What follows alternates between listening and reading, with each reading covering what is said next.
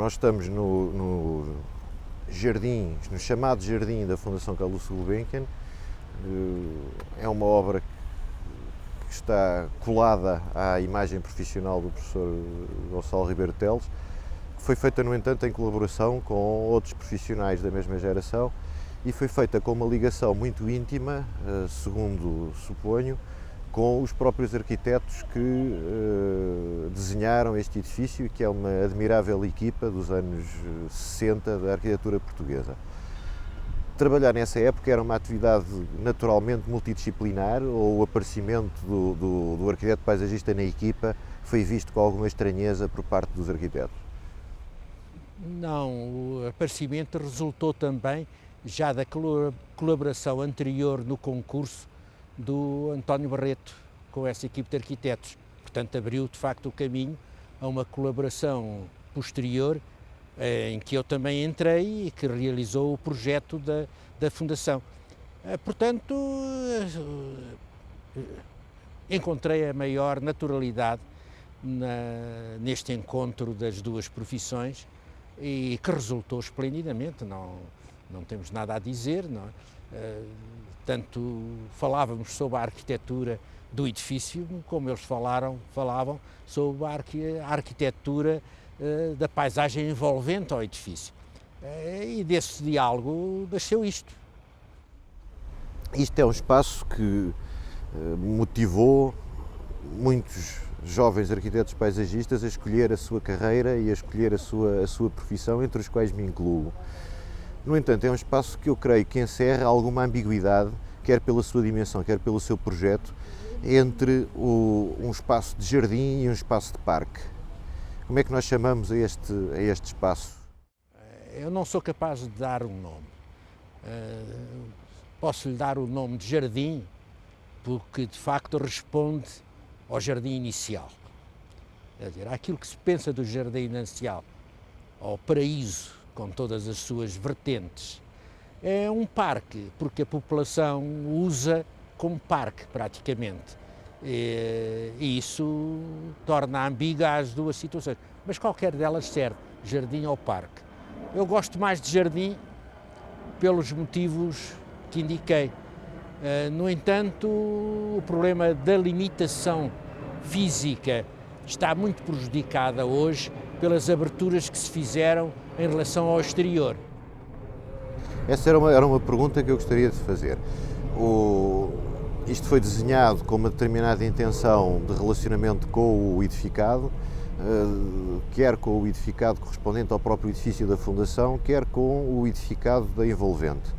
Essa relação altera-se profundamente nos anos 80 com a introdução de um novo edifício, o Centro Arte Moderna, que não só pela sua própria presença vem alterar completamente todas as relações espaciais do jardim, como vem ter repercussões gravíssimas na relação entre a área central, a clareira central do jardim e o exterior e os edifícios exteriores. É verdade, isso é um... É uma verdade e é um problema a resolver na recriação, eu não chamo recuperação, chamo recriação, que se tem que fazer sempre num espaço de paisagem. Há uma recriação permanente, porque se trata, de facto, de trabalhar com materiais que são vida. E, portanto, é um dado do problema para o futuro do Jardim Gulbenkian. Julgamos que, evidentemente, poder-se-á resolver na medida em que poder-se-á ocultar algumas das aberturas que se fizeram e se poderão prolongar para aquilo que era também o contexto total deste espaço, que incluía também até São Sebastião, até ao portão São Sebastião, a mancha verde, aqui localizada no centro, no meio da cidade.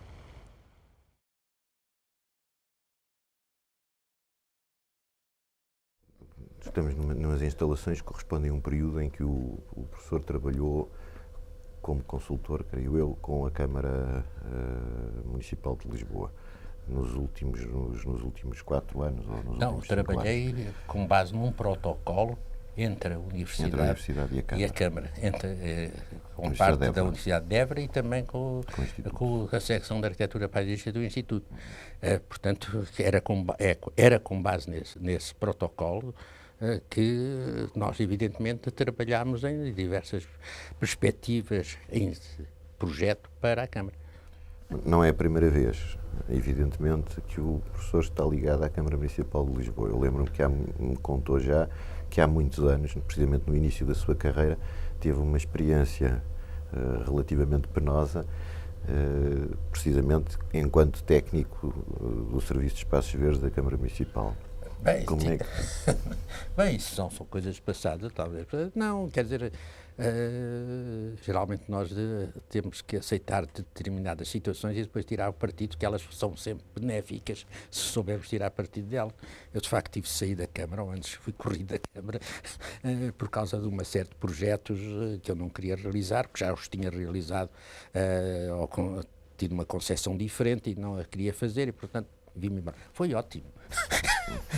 Concretamente tratava-se da Avenida Liberdade. Concretamente tratava-se da Avenida Liberdade. Foi ótimo porque, de facto, abriu-me outra dimensão, tanto a mim como à profissão que exercia. Naturalmente, portanto, aceito isso quase como uma fatalidade para estar onde estou hoje. E ao mesmo tempo uma benção. É uma benção. Mas o contacto que teve permitiu-lhe construir uma imagem de como é que funcionava um município com a dimensão do município da Câmara de Lisboa nessa altura e como é que ele funciona hoje, ou ontem. Como é que Bem, quer dizer, a dimensão dos serviços da Câmara nessa altura e das intenções e dos propósitos e dos programas era completamente diferente do que era hoje. Podemos dizer que nessa altura era uma aldeia Lisboa e hoje é uma grande cidade, não é? Portanto, a intervenção que tínhamos era uma intervenção que começava por estar no que existia, que era no jardim, e que gradualmente se foi alargando a todos os propósitos do jardim. Portanto, o jardim era só as plantas que se plantavam, as ruas eram dos engenheiros civis, os caminhos do jardim. Ao mesmo tempo, a colocação de determinadas outras construções e equipamentos era de quem construía esses equipamentos. Portanto, era assim um complexo que foi, de certo modo, criando-se uma unidade de composição e uma unidade de intervenção. Portanto, nós começámos por ter o cargo de engenheiros agrónomos de terceira classe com o curso de arquitetura paisagista, parece isso em determinados anos, que respondia, de facto, ao que era a estrutura naquela idade. Mas isso desenvolveu-se e hoje julgo que a coisa já está bastante diferente, não totalmente, não é? Porque há sempre as visões setoriais. Os arquitetos paisagistas, para a sua glória e também para a sua dificuldade, têm uma noção de síntese, têm que ter uma noção de síntese da obra, de síntese da paisagem, de síntese. E nós estamos a viver num país ainda de visões setoriais, supondo que a obra, no fim, se realiza com uma sobreposição de visões setoriais.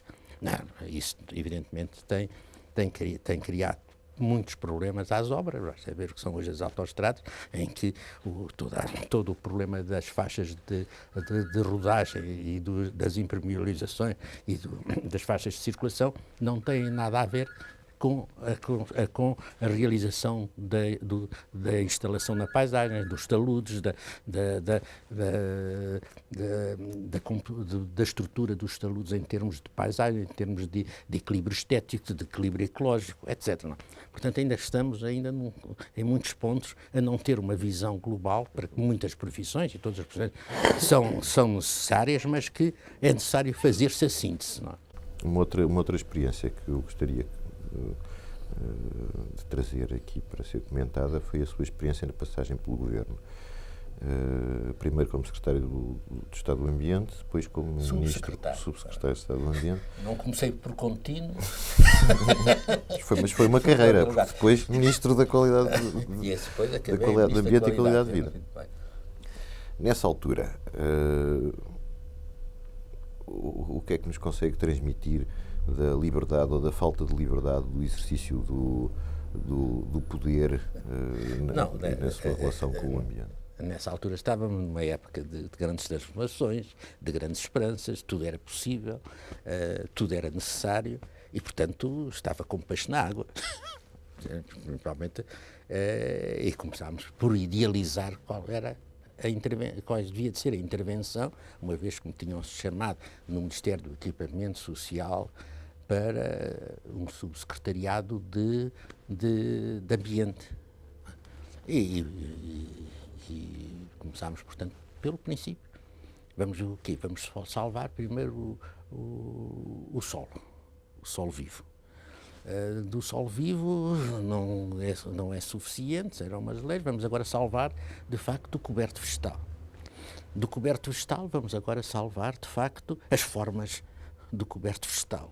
Portanto, vamos constituir as paisagens protegidas, os parques naturais, que são formas pedagógicas em relação ao resto do território. Daí passámos, mas de facto isto não é um mundo mais complexo, não se pode viver de uma paisagem protegida e uma paisagem desprotegida, não é? Ou que não tenha também uma relação íntima de fundamentos uma com a outra. Então vamos entrar com força no aspecto da paisagem total. Então começaram a nascer, tudo quanto eram aspectos específicos em relação ao solo, em relação à vegetação, em relação à questão da poluição, passou a ter uma certa unidade. Como fundamentos para se avançar nessa unidade, começaram então a sair as figuras de intervenção global no território. Foi assim que nasceu, portanto, a RAN, foi assim que nasceu a REN e foi assim que se integraram nos PDMs. Está claro, eu considero sempre que são sempre avanços, não são situações para estacionar nessas. É mais um passo, porque são os passos possíveis, não nos interessava os passos não possíveis. Está claro que começámos então a ter uma responsabilidade cada vez maior com estas formas, para além, portanto, das áreas protegidas, a intervenção já na globalidade do território. Evidentemente que as dificuldades foram aumentando gradualmente. Primeiro com a lei que proibia intervenções de modificação do coberto vegetal e do solo sem um projeto eficaz e legítimo. Segunda, depois, mais tarde, em que queríamos intervir mesmo na própria concepção de toda a paisagem. O primeiro passo que se deu, portanto, importante nisso foi, depois da Lei 613-606 das áreas protegidas, foi a criação da Reserva Agrícola e da Reserva Ecológica. Mas considerámos sempre um passo. Elas têm sido mal compreendidas. Era isso que eu ia perguntar. Dar-lhes a mesma redação se, olhando hoje, que se soubesse o que aconteceria ao território? Não, naturalmente não era possível fazer de uma forma diferente, porque não são adivinhos, não é? Mas foi espantoso, é que se começar, a primeiro ato de não compreensão foi que se julgou que eram reservas de proteção da natureza e não de construção da paisagem ou de construção do território. Em segundo lugar, foi que se limitaram elas apenas a estritas, como é que é dizer, a vínculos em decretos-leis que vinculavam ou é isto ou não é nada, não é? E, portanto, isso também fragilizou a Reserva Ecológica e a Reserva Agrícola, porque começaram também a não ser desenhadas, passaram a ser reproduções do decreto no papel, no desenho. Portanto, não havia qualquer pessoa que interpretasse o decreto, mas não desenhava. E, portanto, a Reserva Agrícola e a Reserva Ecológica deviam de ter desenho no PDE e não tiveram desenho no PDE. Eram constatações de existências. E mesmo, por exemplo, uma das coisas graves que não se compreendeu é que uma reserva agrícola, numa determinada situação onde abundassem os terrenos de grande fertilidade agrícola, devia de ser mais limitada para dar aso a espaços para outras intenções do que devia ser mais limitada. Na situação contrária, devia-se alargar. Portanto, esse aspecto de desenho e de equilíbrio não se verificou porque os PDMs tinham que responder estritamente à lei. Portanto, parece-me que quem fazia os desenhos de PDM quem fazia os PDMs era a lei, era o corpo rígido dos decretos.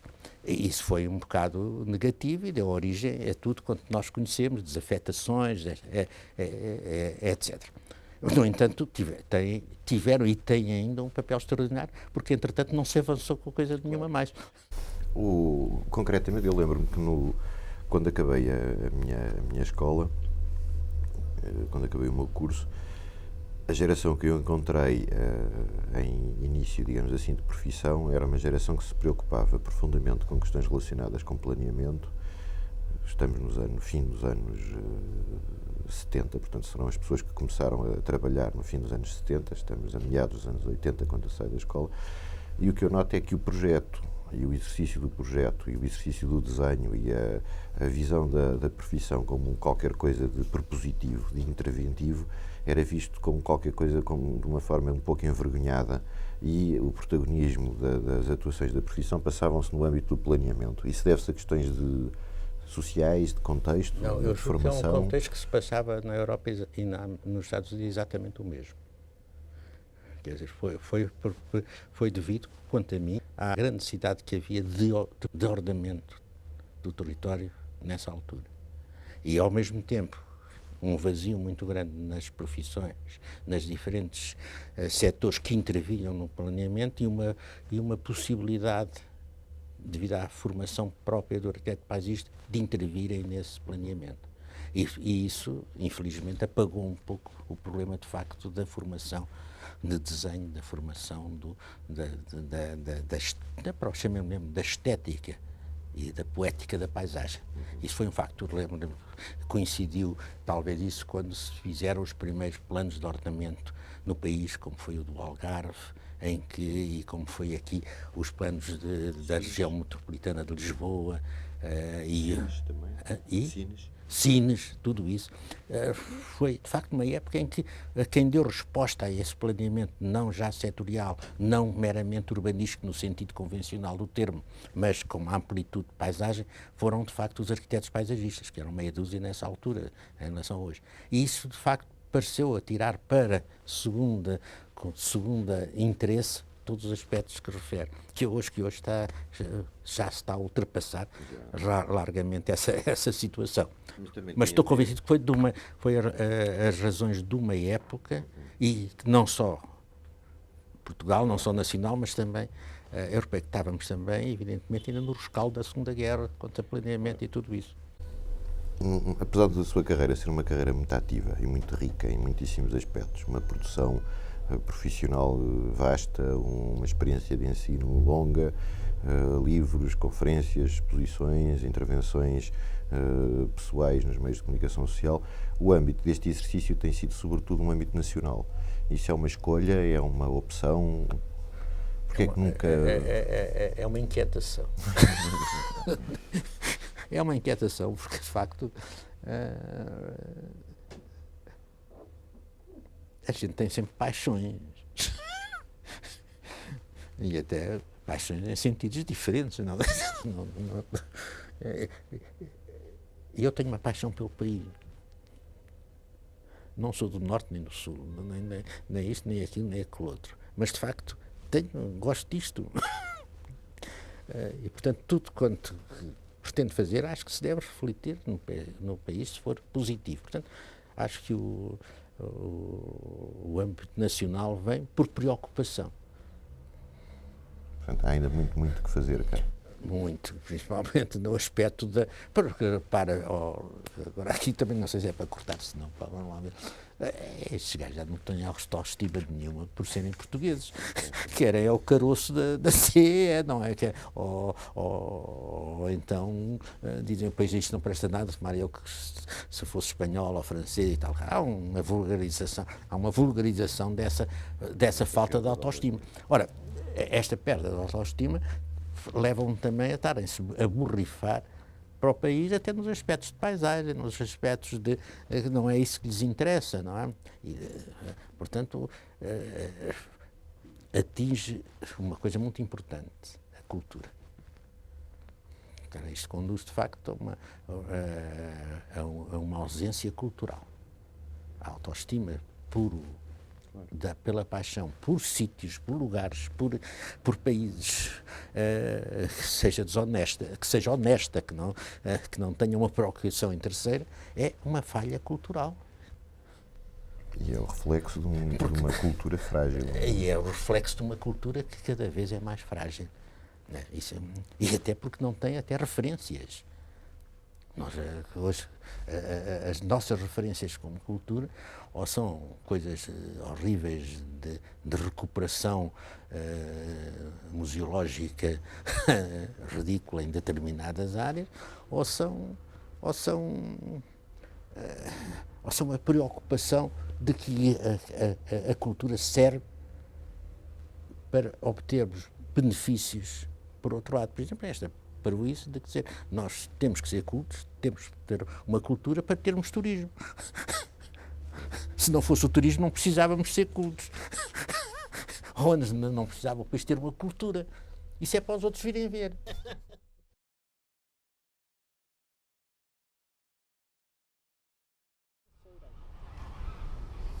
Na experiência do Alto do Parque, uma experiência que foi feita com a Câmara Municipal de Lisboa, fora do protocolo, segundo creio, entre escolas, não é? com a Faculdade de Arquitetura Paisagista da Universidade de Évora, é, portanto, uma experiência fundamentalmente pessoal.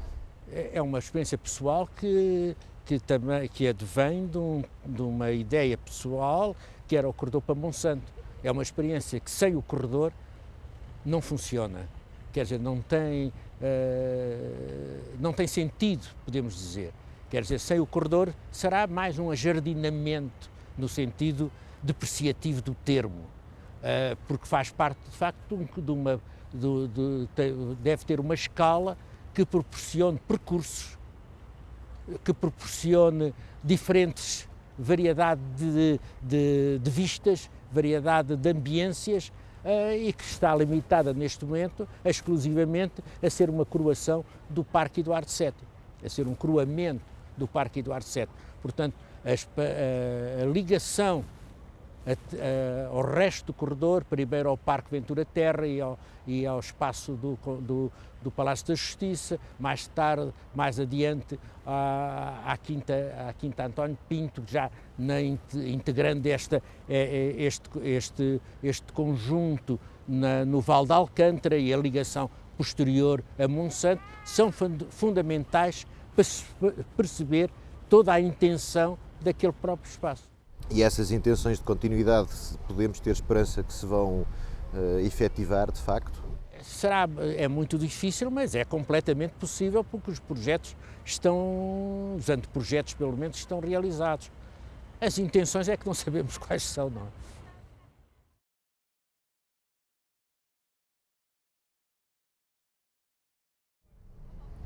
O facto dos projetos de arquitetura paisagista serem projetos nunca acabados, nunca prontos, e portanto que por um lado não lhes corresponde um envelhecimento ou uma decrepitude por crescimento da entropia interna, mas antes um crescimento e um amadurecimento, é simultaneamente um dos encantos deste trabalho e desta profissão, mas constitui também uma das mais profundas fragilidades em relação à própria realidade projetual. Um projeto de arquitetura paisagista pode ser, por ação dos próprios atos de manutenção, completamente desviado dos seus conceitos e das suas lógicas iniciais. Como é que o professor se defende disso dentro do projeto? Através de orientações projetuais em relação à manutenção de um... Mais grave quanto a mim é o problema da Expo, do Cabeça de Rolas, que possivelmente, em face de atitudes mais especulativas com o uso do terreno, está, evidentemente, possivelmente desaparecerá dentro de pouco tempo. Eu julgo que tem que se compreender que o projeto, a criação em arquitetura da paisagem, é contínua. Tem um tempo permanente que conduz à perpetuidade nos espaços que podemos entender como pessoas. E isso, se não se fizer isso, evidentemente que estão permanentemente a ser destruídas e a serem novamente construídas, o que evidentemente altera a sua substância principal, que é a de uma obra no tempo e com o tempo, o que torna, que é de uma riqueza excepcional em termos, para mim, em termos de arte, mas é de facto uma fragilidade enorme em tempos de maneira de conservar ou antes de manter essa ideia criativa. Mas eu julgo que se tem que dar passos decisivos com essa intenção. Para isso, a recriação das obras de arquitetura paisagista é hoje um dos problemas mais importantes a considerar. E a recriação tem que ver com a vida, com o nascer, o crescer, o reproduzir-se e o morrer, que sucede, evidentemente, num espaço de paisagem onde domina a vida. Não podemos esquecer, portanto, essa relação e devemos tirar partido criativo dessa realidade.